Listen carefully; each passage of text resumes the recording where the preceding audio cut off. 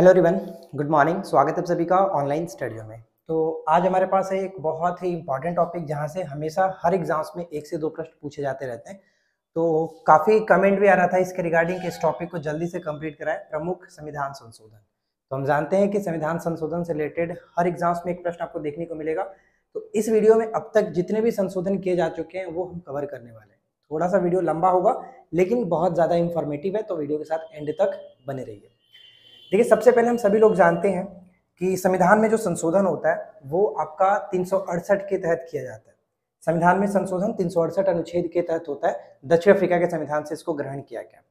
और अगर आपसे पूछा है कि संविधान में संशोधन कुल कितने प्रकार से होते हैं, तो ये चीज आपको ध्यान रखना है कि टोटल 3 प्रकार से संविधान में संशोधन होता है। जो कि पहला हम जानते हैं, पहला जो संशोधन होगा वो साधारण बहुमत से, दूसरा जो संशोधन करने की प्रक्रिया है वो विशेष बहुमत से, और तीसरा जो होता है वो विशेष बहुमत के साथ आधे राज्यों की सहमति के साथ की जाती है। यानी टोटल अगर आपसे पूछ लिया जाए कि संविधान में कितने प्रकार से संशोधन किए जा सकते हैं, तो 3 प्रकार से किए जा सकते हैं। और यही 3 प्रकार से संशोधन हर बार हुआ है। तो इस वीडियो में आपको एंड तक बने रहना है। तो शुरू करते हैं। देखिए, हम यहाँ पे सिर्फ और सिर्फ वही चीज को इंक्लूड किया जो आपके एग्जाम्स के लिए इंपॉर्टेंट है, जो संशोधन बार बार पूछे जाते रहते हैं वो। अगर आपको एक्स्ट्रा पढ़ना है तो फिर आप बुक से पढ़ सकते हो, क्योंकि लास्ट टाइम में सिर्फ और सिर्फ रिविजन के पर्पज से ही हम लोग वीडियो बनाते हैं। तो चलिए फिलहाल हम शुरू करते हैं और एक एक करके सब कुछ देखते हैं।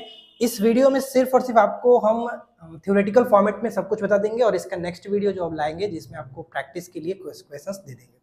तो सबसे पहला देखिए यहाँ पे कि पहला संविधान संशोधन जो कि 1951 में हुआ था। और पहला संविधान संशोधन आपसे यही पूछा था कि कब हुआ था, 1951 में, और इसके अंतर्गत 9वीं अनुसूची को जोड़ी गई थी। 9वीं अनुसूची को जोड़ी गई थी, तो ये एकदम वीवीआई पॉइंट बन जाता है, इसको याद रखिएगा। ठीक है, इसके बाद आता है 7वां संविधान संशोधन। इसके बीच के जो भी संशोधन है वो उतना इंपॉर्टेंट नहीं है, कभी रिपीट नहीं हुआ है, तो हम डायरेक्ट बढ़ते हैं 7वें संशोधन पे। तो 7वां संविधान संशोधन 1956 के साथ। और इसमें क्या था, तो इसमें 2-3 पॉइंट ध्यान रखना है। जैसे भाषाई आधार पर राज्यों का पुनर्गठन किया गया, और सबसे पहला जो राज्य बना था कौन सा था, आंध्र प्रदेश। ठीक है, आंध्र प्रदेश बना था भाषाई आधार पर। गठन होने वाला पहला राज्य आपका आंध्र प्रदेश था। ठीक है, 2 या 2 से अधिक राज्यों के लिए एक ही व्यक्ति राज्यपाल के रूप में हो सकते हैं। यानी 2 या 2 से अधिक राज्यों के लिए एक ही व्यक्ति को राज्यपाल बनाया जा सकता है। ये भी आपके 7वें संविधान संशोधन 1956 के तहत ही बात कही गई है।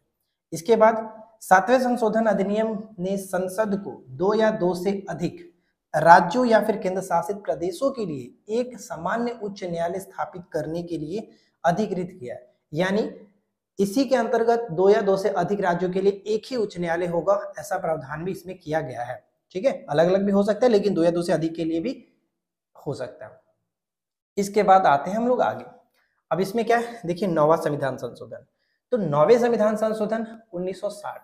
इसमें क्या है कि इस संशोधन के तहत पहली अनुसूची में परिवर्तन करके भारत और पाकिस्तान के बीच 1958 की संधि के अनुसार बेरूबारी और खुलना क्षेत्र को पाकिस्तान को दे दिया गया था।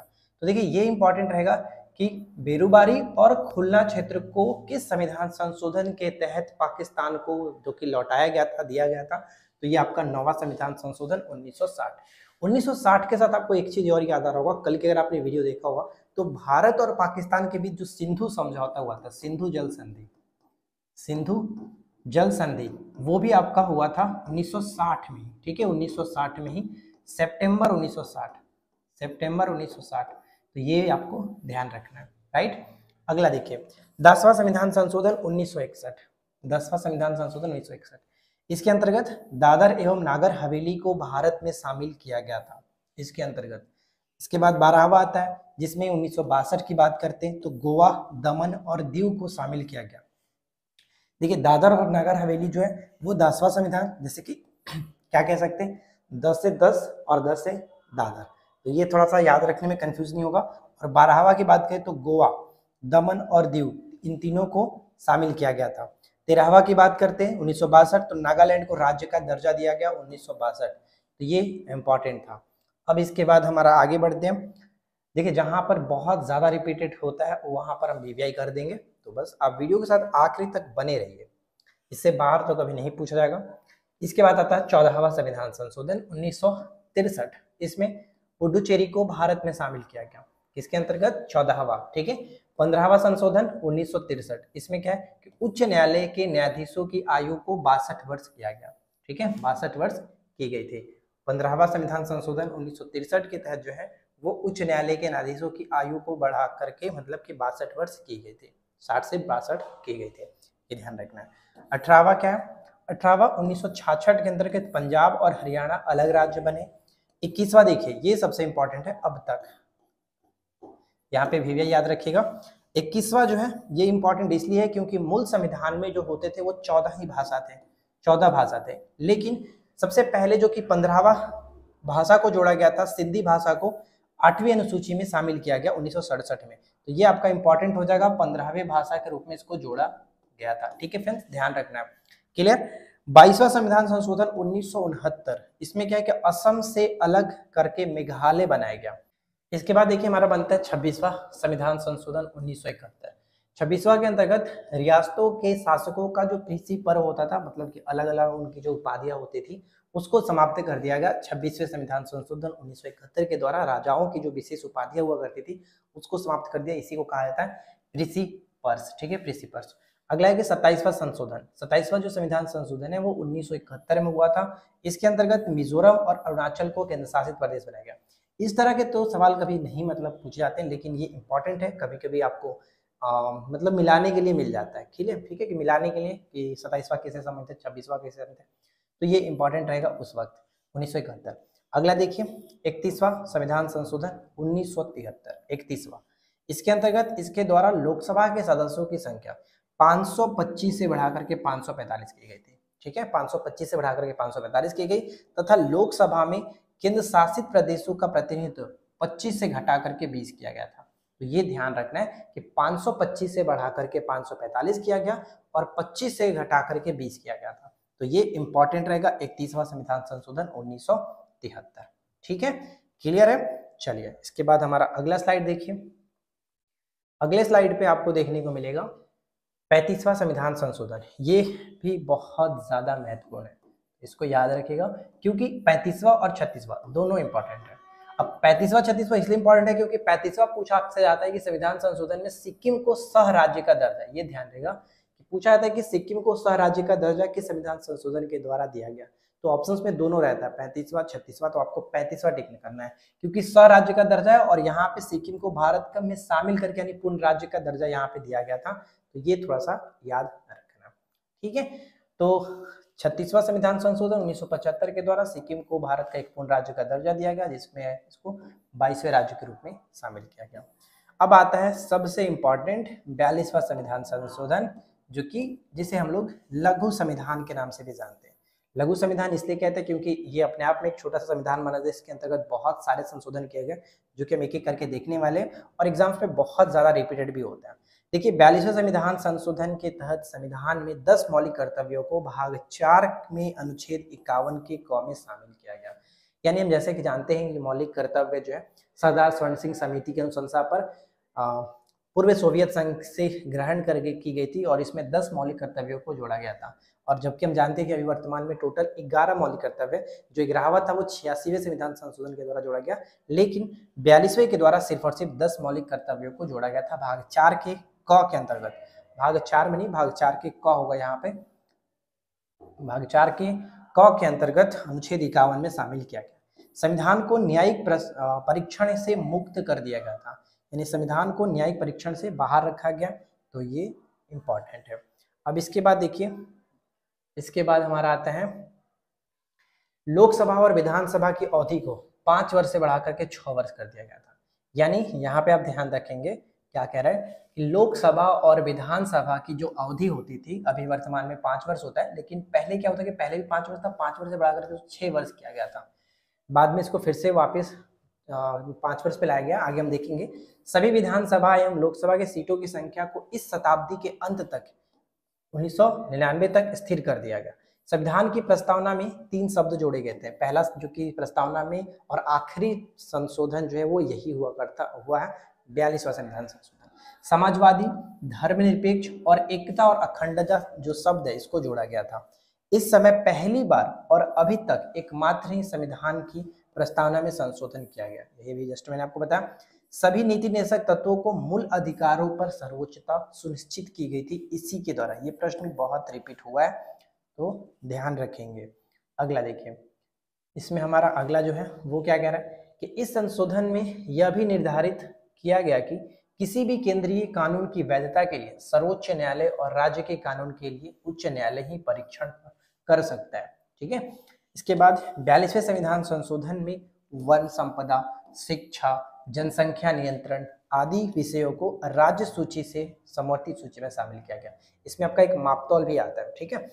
इसको पहले जो कि ये राज्य सूची का विषय हुआ करता था, लेकिन इसको अब उसके बाद समवर्ती सूची में डाल दिया गया। ध्यान रखिएगा, समवर्ती सूची में डाला गया। तो आपसे ये पूछा था कि शिक्षा किस सूची के अंतर्गत आता है, तो ये समवर्ती सूची के अंतर्गत आता है। राइट। इस संशोधन में यह भी निर्धारित किया गया कि राष्ट्रपति मंत्रिपरिषद एवं प्रधानमंत्री की सलाह के अनुसार ही कार्य करेंगे। मतलब कि वो अपने मतलब से नहीं करेंगे, उनके सलाह पर ही काम करेंगे। ठीक है। राष्ट्रपति मंत्रिपरिषद एवं प्रधानमंत्री की सलाह पर ही कार्य करेंगे, ये भी इसी में बात कही गई। ऐसा नहीं कि अपने पद का फायदा उठाएंगे, जो मर्जी वो करेंगे, नहीं, बिल्कुल भी नहीं। अब यहाँ पे आता हमारा 44वां संविधान संशोधन, जो कि ये भी इम्पोर्टेंट है। ठीक है। यहाँ पर इसको भी हम रिवाइज कर देते हैं। अब देखिए, संपत्ति के अधिकार को मौलिक अधिकार से हटा दिया गया। जैसे कि हम जानते हैं कि मौलिक अधिकार पहले 7 हुआ करते थे, जो कि यूएसए के संविधान से इसको ग्रहण किया गया, लेकिन 44वें संविधान संशोधन जो कि मोरारजी देसाई की सरकार में, इसको हटा दिया गया। संपत्ति के अधिकार को हटा दिया गया और वर्तमान में सिर्फ और सिर्फ 6 मौलिक अधिकार हमारे पास है। इसे एक कानूनी अधिकार, यानी इसे 44वें संविधान संशोधन में मतलब कि मौलिक अधिकार से हटा करके अनुच्छेद 300 के क के अंतर्गत रखा गया, जो कि एक प्रकार से हम कह सकते हैं कि कानूनी अधिकार की श्रेणी में रखा गया। इसके अंतर्गत राष्ट्रीय आपात लागू करने के लिए आंतरिक अशांति की जगह, यानी कि आंतरिक अशांति की जगह एक नया शब्द जोड़ा गया, सैन्य विद्रोह। सैन्य विद्रोह का आधार रखा जाए और आपात संबंधी अन्य प्रावधानों में भी परिवर्तन लाया गया, जिससे उनका दुरुपयोग न हो। तो आपसे ये पूछा जाता है कि बताइए कि आंतरिक अशांति की जगह पर सैन्य विद्रोह जो शब्द है वो किस संशोधन के द्वारा लाया गया, तो 44वें संविधान संशोधन के द्वारा लाया गया था। लोकसभा एवं विधानसभाओं की अवधि को 6 वर्ष से घटा करके दोबारा यहाँ पर 5 वर्ष किया गया। ऊपर हमने देखा था कि 42वें संविधान संशोधन के द्वारा लोकसभा और विधानसभा जो समय थी वो 5 से 6 वर्ष किया गया था, लेकिन वापिस 44वें संविधान के द्वारा यहाँ पे 6 वर्ष से घटा करके दोबारा इसको 5 वर्ष पर लाया गया। तो ये ध्यान रखेंगे।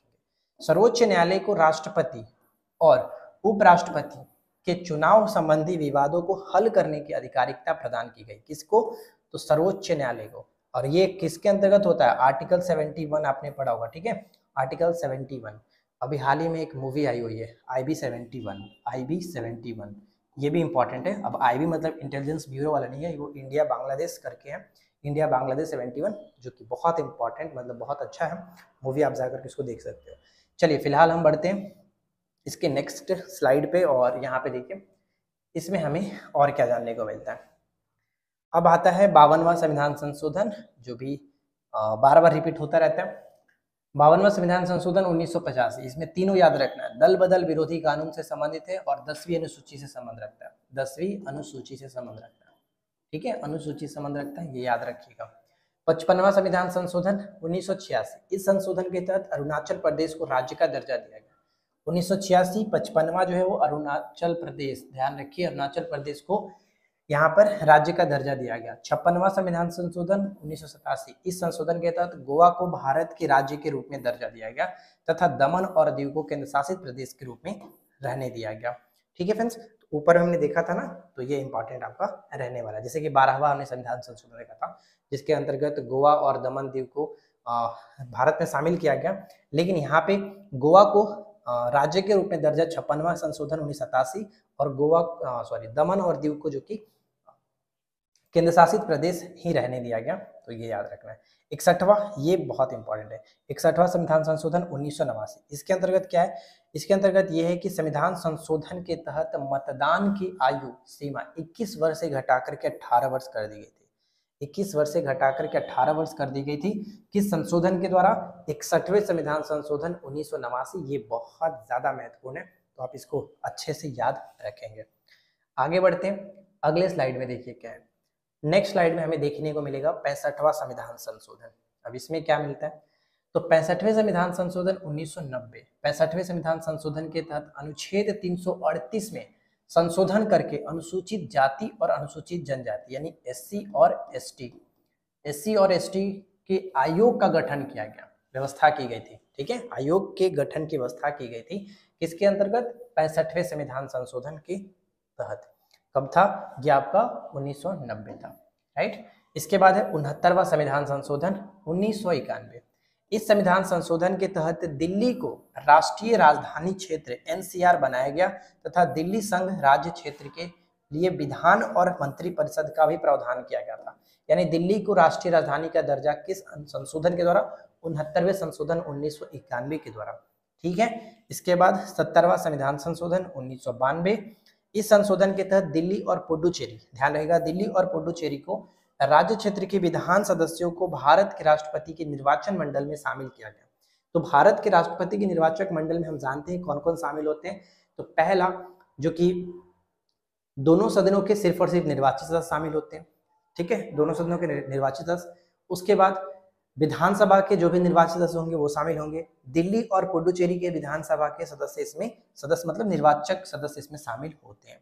तो ये याद रखना है क्योंकि ये रिपीट होता रहता है। राष्ट्रपति उपराष्ट्रपति के जो निर्वाचक मंडल है वो याद रखना है। ठीक है, क्लियर है। चलिए आगे बढ़ते हैं। इसके बाद हमारा नेक्स्ट स्लाइड है। नेक्स्ट स्लाइड में देखिए क्या, नेक्स्ट स्लाइड में देखने को मिलेगा 71वां संविधान संशोधन। ये भी अपने आप में महत्वपूर्ण है। तो 71वां संविधान संशोधन 1992 के तहत इसमें क्या हुआ था कि 8वीं अनुसूची में, जैसे हम जानते हैं कि ऊपर में आपका मूल संविधान में 14 था, 21वें संविधान संशोधन के द्वारा वहां पे जोड़ा गया था सिंधी भाषा को, जो कि 15वें भाषा के रूप में। तो 15 भाषा पहले से था, अब 15 भाषा हो चुके थे। उसके बाद 8वीं अनुसूची में कोंकणी, मणिपुरी और नेपाली 3 भाषाओं को वापस इसमें शामिल किया गया। यानी अब इसमें टोटल 18 भाषाएं मौजूद थी। तो आपसे ये पूछा था कि कोंकणी, मणिपुरी और नेपाली को 8वीं अनुसूची में कब शामिल किया गया था? 71वें संविधान संशोधन 1992 में। अब उसके बाद आता 73वां संविधान संशोधन जो कि 92-93, ये आपका पंचायती राज से संबंधित है। संविधान संशोधन में पंचायती राज को संवैधानिक दर्जा दिया गया। संवैधानिक दर्जा कब? तो ये आपका 92-93 में 24 अप्रैल। ठीक है, क्योंकि 24 अप्रैल को ही हम मनाते हैं पंचायती राज दिवस, तो ये याद रखना है। इसके बाद देखिए, इसके बाद नेक्स्ट आता है कि इसके तहत, यानी कि 73वें की बात आ रहा है, इसके तहत संविधान में 11वीं अनुसूची जोड़ी गई और इस संशोधन के द्वारा संविधान में भाग 9 को जोड़ा गया। पंचायती राज संबंधी प्रावधान संविधान के अनुच्छेद 243 से लेकर के 243 की क से, जो कि यहाँ पे ओ तक आता है, यानी ए से लेकर के ओ तक आता है। टोटल 16 इसके अंतर्गत आते हैं। ऑलरेडी मैं आपको सब कुछ बता चुका हूँ। अनुच्छेद 243 को याद भी करा है बहुत अच्छे तरीके से। अगर आपने नहीं देखा तो जाने से पहले एक बार रिवीजन जरूर करके जाना। चलिए अब आता है 74वां संविधान संशोधन। तो इसमें देखिए क्या है, 74वें संविधान संशोधन 1993 के अंतर्गत बात करें तो संविधान संशोधन के तहत संविधान में 12वीं अनुसूची, ये आपका नगर पालिका संबंधित है, न्यायपालिका जो कह सकते हैं और नगर पालिका कहेंगे, सही न्यायपालिका भी कह सकते हैं, शामिल किया गया, जिसके अंतर्गत नगर पालिका, नगर निगम और नगर परिषद संबंधी प्रावधान किए गए। इसके तहत संविधान में भाग 9 के जो कि क जोड़ा गया। भाग 9 में तो आपका वो है, भाग 9 आपका क्या था, 9वीं अनुसूची में जो कि संशोधन किया गया था ना, तो भाग 9 के अंतर्गत आप 9वीं अनुसूची में जब संशोधन हुआ, 9वीं अनुसूची जोड़ा गया था पहला संविधान संशोधन के द्वारा 1951 में। लेकिन भाग 9 का संबंध हो जाता है 73वें संविधान संशोधन पंचायती राज से, और भाग 9 के क जो आता है वो नगर पालिका से आता है। ठीक है, 73वां संविधान संशोधन 25 अप्रैल 1993 और 74वां संविधान संशोधन 1 जून 1993 को लागू हुआ। यहाँ पे देखिए 25 की जगह पे 24 होगा, 24 अप्रैल 1993। राइट। अगला है क्या कि 84वां संविधान संशोधन 2001, 84वां। इसके अंतर्गत क्या है कि लोकसभा और विधानसभा की सीटों की संख्या में वर्ष 2026 तक कोई परिवर्तन नहीं करने का प्रावधान किया गया था। जैसे हमने देखा था ऊपर में कि 525 से बढ़ा करके 545 किया गया था। इसके बाद यहाँ पे ये बोला गया अब इसका जो 2026 तक इसके सीटों में कोई परिवर्तन नहीं होगा। राइट, तो यहाँ तक तो कोई दिक्कत नहीं है। चलिए अब इसके बाद आगे बढ़ते हैं और अगला देखिए, अब इसके बाद देखिए हमारा आता है 85वां संविधान संशोधन 2001। तो 85वें संविधान संशोधन के तहत 2001 के अंतर्गत क्या हुआ कि कि इस संविधान संशोधन में सरकारी सेवाओं में अनुसूचित जाति यानी एससी और अनुसूचित जनजाति यानी एसटी के अभ्यर्थियों के लिए पदोन्नति में आरक्षण की व्यवस्था की गई। तो ये उनके लिए एक थोड़ा सा गोल्डन चांस मिला, मतलब 50वें संविधान संशोधन 2001 के तहत ये ध्यान रखेंगे। मतलब कि प्रमोशन की बात करते हैं, पदोन्नति मतलब प्रमोशन में आरक्षण उनको मिलेगा, एससी और एसटी जो लोग होंगे उनको, ठीक है। 86वां संविधान संशोधन 2002, ये इंपॉर्टेंट है क्योंकि इसके अंतर्गत देश में 6 से लेकर के 14 वर्ष तक के बच्चों के लिए अनिवार्य और निःशुल्क शिक्षा को मौलिक अधिकार में अनुच्छेद 21 के क के अंतर्गत संविधान में जोड़ा गया। साथ ही इस अधिनियम के द्वारा संविधान के अनुच्छेद 45 तथा अनुच्छेद 51 के क को यानी मौलिक कर्तव्य में संशोधन किए गए। तो यहाँ पर मैंने आपको बताया कि 51 के क में एक मौलिक कर्तव्य 11वां जोड़ा गया था और 45 यहाँ पे आपको एक याद रखना, 0 से लेकर के 6 वर्ष तक के बच्चों के बारे में यहाँ पे बात करता है। और अनुच्छेद 21 का फर्स्ट जो है वो 6 से लेकर के 14 वर्ष तक की आयु को अनिवार्य और निःशुल्क शिक्षा के बारे में बात करता है। तो 86वां इंपॉर्टेंट रहेगा, ये याद रखिए। आगे बढ़ते हैं, अगला स्लाइड में देखिए क्या है। नेक्स्ट स्लाइड में हमें देखने को मिलेगा 86वां संविधान संशोधन 2003 के अंतर्गत आपको और भी जो चीजें वो, जैसे कि इसके अंतर्गत सेवाओं पर टैक्स, ठीक है, सेवाओं पर टैक्स, ये आपका 88वां 2003 टैक्स लगाने का प्रावधान किया गया। सेवाओं पर टैक्स लगाने का प्रावधान 88 के तहत, ये आपका सेट में कभी कभी मिलता रहता है तो याद रखिए। 89वां संशोधन 2003 जो है, इसके अंतर्गत क्या है कि अनुसूचित जनजाति के लिए अलग से राष्ट्रीय आयोग की स्थापना की गई। यानी हमने जो 65वां देखा था, 65वां संविधान संशोधन, उसमें एससी और एसटी के लिए आयोग की व्यवस्था करने की बात कही गई थी और यहाँ पे जाकर के अनुसूचित जनजाति के लिए एक अलग से आपका राष्ट्रीय आयोग की व्यवस्था की गई, ठीक है। अगला है क्या, 91वां संविधान संशोधन 2003। 91वें संविधान संशोधन के तहत केंद्र और राज्यों में मंत्री परिषद में सदस्य संख्या क्रमशः लोकसभा और विधानसभाओं की कुल सदस्य संख्या का 15% से अधिक नहीं होगा। ये परसेंटेज याद रखिए क्योंकि ये परसेंटेज ही आपको पेपर में देखने को मिलेगा, कितने परसेंट से अधिक नहीं होगा यह प्रावधान किया गया। जहां सदन की संख्या जो कि 40 है और वहीं अधिकतम 12 है, ठीक है फ्रेंड्स। यहाँ सदन की सदस्य संख्या 40 और इसके अंतर्गत अधिकतम जो है वो 12 होगी। तो आई होप कि यहाँ तक तो आपको कोई समस्या नहीं होगी। और ये आपका 91वां याद रखिएगा, क्यों 91वां जो है सदस्य की सीमित रखने की बात है, 15% से ज्यादा नहीं होंगे, यही बात कही जाती है। आगे देखिए, इसमें हमारा नेक्स्ट जो आता है, नेक्स्ट है 92वें संविधान संशोधन 2003। तो 92 के अंतर्गत इस संशोधन के तहत संविधान की 8वीं अनुसूची में, पहले हमने बताया था आपको कि 2000 बोल रहा हूँ 1900, फिर से आ रहा हूँ 1900 पे, ठीक है। 1900 जब का 67 था, जिसमें हमारा 21वां संविधान संशोधन हुआ था, वहां पर 15वीं भाषा सिंधी को जोड़ा गया। फिर ठीक है, 71वीं संविधान संशोधन के द्वारा वहां पे 3 नई भाषाओं को जोड़ा गया, कोंकणी, मणिपुरी और नेपाली। तब जाकर के टोटल हमारे पास 18 भाषाएं हुए, 18 भाषाएं हुए। अब यहाँ पे क्या है कि 8वीं अनुसूची में फिर से 2003 में 92वें संविधान संशोधन के द्वारा बोडो, डोगरी, मैथिली और संथाली 4 भाषाओं को जोड़ा गया। अब जाकर के 18 और प्लस 4 टोटल आपका वर्तमान में 22 भाषा उपलब्ध है, ठीक है। यही अब आपको याद रखना है। यानी 14 मूल में था, एक आपका फिर से सिंधी जोड़ा गया, उसके बाद 3 फिर से जोड़ा गया, उसके बाद 4 यहाँ पे जोड़ा गया था। 96वें संविधान संशोधन 2011, इसके तहत संविधान की 8वीं अनुसूची में उड़िया भाषा के, यानी देखिए उड़िया भाषा के स्थान पर उड़ीसा, उड़िया, देखिए यहाँ पे ऊ लिख रहा था, यहाँ पे ओ लिखने लगा, उड़िया लिखा गया। तो ये संशोधन कौन सा था, 96वें संविधान संशोधन। 97वें संविधान संशोधन 2011 की बात करते हो तो इस संविधान संशोधन के तहत सहकारी समितियों पर, ये बहुत ज्यादा महत्वपूर्ण है, सहकारी समिति, बस याद रखिए कि 97वें संविधान संशोधन किससे संबंधित है, सहकारी समितियों को एक संवैधानिक दर्जा प्रदान किया गया, ठीक है। 2011 97वें संविधान संशोधन। चलिए आगे देखते हैं, और अब 2-3 स्लाइड और बचे होंगे जिसमें आपका सारा कंप्लीट होने वाला है। अब देखिए यहाँ पे 99वें संविधान संशोधन, 99 के अंतर्गत क्या है, 2014, इस संशोधन के द्वारा राष्ट्रीय न्यायिक नियुक्ति आयोग की स्थापना की गई। राष्ट्रीय न्यायिक नियुक्ति आयोग की स्थापना की गई, कभी पूछा नहीं गया है लेकिन ध्यान रख लीजिएगा। 100 की बात करते हैं, ये इंपॉर्टेंट क्योंकि 100 है भाई, जो कि सेंचुरी लग रहा है तो इम्पोर्टेंट ही रहेगा। 2015 संविधान संशोधन के तहत भारत बांग्लादेश के बीच भूमि हस्तांतरण किया गया था, समझौता हुआ था 2015 में। ठीक है, तो ये संशोधन याद रखना है, जो पूरा सेंचुरी है वो भारत बांग्लादेश के साथ भूमि हस्तांतरण के संदर्भ में। 101 की बात करते हैं, यानी जो चंदा दिया जाता है, कितना दिया जाता है चंदा, यानी जो टैक्स लगेगा आपका 101 रुपए का टैक्स लगेगा। ये याद रखिए 2017 में संविधान संशोधन 101वें संशोधन के द्वारा वस्तु और सेवाओं जीएसटी को लागू किया गया। जीएसटी एक प्रकार का अप्रत्यक्ष कर होता है, ठीक है, अप्रत्यक्ष कर होता है, ये याद रखिएगा। और 101वें संविधान संशोधन से ये संबंध रखता है। इसके बाद हमारा नेक्स्ट स्लाइड में देखिए क्या है।